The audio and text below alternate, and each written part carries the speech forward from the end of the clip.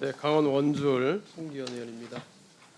우리 장관 후보자님께서 국토부 장관 후보자 지명된 것을 축하드립니다. 특히 후보자님께서는 지방의 지역구인 의원이시기 때문에 지역 균형 발전의 책임자인 국토부 장관의 후보로 지명돼서 저는 더욱 반가웠습니다. 네. 특히 전북이나 강원도나 마찬가지로 인구 감소로 인한 지역 소멸 우려가 어느 지역보다 큰 지역 아니겠습니까? 더 깊은 이해를 가지시고 네. 이 점에 대해서는 진정으로 많은 노력을 해주실 것으로 생각하고 있습니다. 많이 기대하겠습니다. 장관 되시면 지금 이제 국토부에서 해야 되는 가장 큰 일 중에 하나가 주택 문제죠. 네. 사실 이제 주택값, 집값의 경우에는 국토부가 할 수 있는 것은 주택 공급밖에 사실 없어요, 그죠? 네. 나머지는 대부분 이제 우리 국회로 얘기하면 정무위 소속이나 기재위 소속 네. 그쪽에서 이루어지는 일이잖아요. 네. 그만큼 이제 공급 부분에서는 국토부가 가장 중요한 역할을 해야 되는데 우리 후보자님께서 그동안 장관 후보자로 지명되고 난 다음에 말씀하신 내용을 보니까 첫째는 기존에 계획된 신도시는 그대로 한다. 대신 속도를 내겠다 이런 말씀하셨고 또 선호 입지에 양질의 주택을 신속히 공급하겠다 이런 말씀도 하셨고 활용 가능한 부지를 적극적으로 이용해서 하겠다 이렇게 말씀하셨는데 지금 이제 문재인 정부 때 3만 3천 가구를 공급한다는 계획을 하면서 수도권 부근에 유휴부지, 뭐 공공택지 등으로 해가지고 한 500세대 이상 되는 18곳을 이제 지정을 했었잖아요. 네. 네. 알고 있어요. 근데 그 중에서 실제로 이루어진 것은 한 곳밖에 없었어요. 네. 18곳 중에서 한 곳도 안 됐고 나머지는 다 지지부진해요.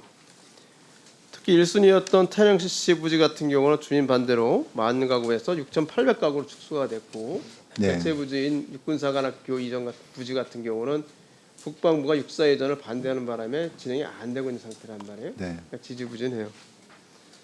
전국 화천청사나 국립외교원 부지도 마찬가지로 주민 반대로 진행이 잘 안 되고 있습니다. 지금 이제 장관 후보자께서 장관이 되시면 이 새로운 공급 부지를 만들어나 새로 어디 물색을 하신다는 건가요? 아니면 기존의 문재인 정부 때 했던 것을 그대로 이어가면서 네. 추가로 더 확보하시겠다는 생각이신가요? 저는 일단 그 새로운 것을 물색하는 데 비중을 두고 있고요. 네, 예. 그렇습니까? 그러니까 새로운 후보지를 물색하는데 상당히 좀 간단하진 않죠. 네. 말씀하신 것처럼 도심 내 유휴부지 말씀하시는데 예. 그게 만만치는 않아서 그런 부분에서는 좀 더 확실하게 살펴보시고 네. 로드맵을 세우셔야 될 것 같다는 생각이 듭니다. 그러니까 의원님 유휴부지 공간을 활용하는 문제는 결코 쉬운 문제가 아니라고 생각합니다. 네. 그리고 문재인 정부에서 시도를 했지만 실제 주민 반대나 지자체의 어떤 이견 이런 게 상당히 복잡하게 꼬이고 있거든요. 예. 그래서 이제 진척이 안 된 측면에 대해서 잘 알고 있습니다. 다만 어쨌든 수도권의 어떤 공급이 이루어지려면 양질의 주택이 공급되도록 만드는데 저는 중요한 포인트가 있어야 된다고 보는데요. 가끔 그런 생각을 많이 해봅니다. 어떤 유휴부지를 활용한다는 그 방향이 옳으냐 그러냐는 의미가 없다고 생각하고요. 그 방향으로 가는 게 맞다면 부지를 잘 선정하고 또 문재인 정부에서 이 유휴부지에 대해서 여러 가지 뭐 과천청사 일대니 여러 가지 부지가 선정되어 있는데 뭐 예를 든다면 과연 장관이 이런 데 한 번이라도 찾아가서 주민들과 협상을 해봤을까? 주민하고 대화를 해봤을까?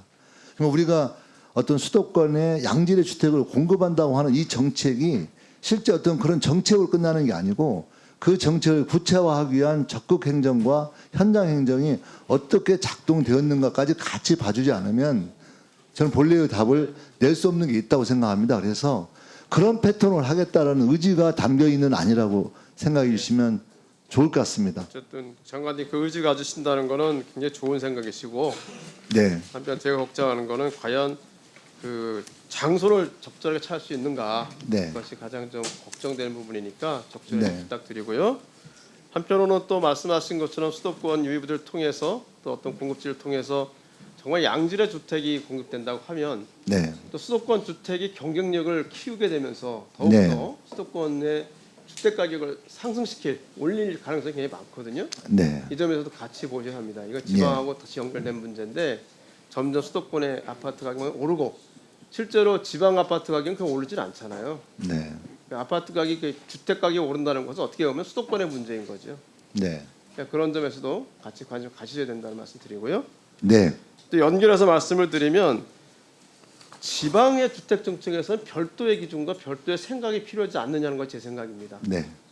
예를 들어서 이제 임대 아파트 같은 공공 임대 아파트 경우에 어떤 기준에 따라서 똑같이 면적을 하게 돼 있잖아요. 네. 근데 실제로 보면 수도권에서는 소형 주택에 대한 그 신청이 많지만 오히려 지방 같은 경우는 오히려 중대형 같은 경우에 중형 정도의 공공 임대 아파트에 대한 수요가 굉장히 많거든요. 네. 그러니까 지방하고 수도권을 똑같이 해버리면 오히려 지방에는 수요가 많은 부분이 없고 네. 수도권은 또 수요가 많은 부분이 적게 되고 이런 문제가 생기잖아요. 예. 그래서 지방과 수도권의 기준을 다르게 해야 되지 않느냐 저는 네. 이런 생각이 들어요. 아주 적극 공감하고 있습니다. 저희 후보자님께서는 지역에 계시기 때문에 네. 그렇기 때문에 제가 공감하실 생각합니다. 그래서 이 부분도 하시고 또 하나는 또 이제 지방에 있는 주택의 경우에 실제로 수도권과의 어떤 경쟁력 같은 문제가 있을 때 똑같이 양도소득세라든지 재산세라든지 취득세라는 걸 같은 기준을 하게 되면 지방 주택의 경쟁력이 없을 수밖에 없어요. 미분양 주택을 보더라도 지방이 훨씬 많잖아요. 네. 그리고 미분양 주택이 해소가 잘 안 돼요, 지방이. 그만큼 거기에 따른 대책이 필요하다 생각이 되고 이 문제는 마찬가지로 지방 경기 활성화에도 굉장히 중요한 포인트가 되기 때문에 네. 우리 후보자님께서 아마 공감하시라고 생각되는데 간단히 여기에 대해서 의견을 말씀해 주시기를 부탁을 드리겠습니다. 예, 의원님 말씀에 대해서 전적으로 공감하고 있습니다. 그래서 수도권과 지방을 똑같은 잣대로 진행을 하는 그런 일률적인 문제에 대해서는 상당히 개선이 필요하다고 저는 생각하고 있고요.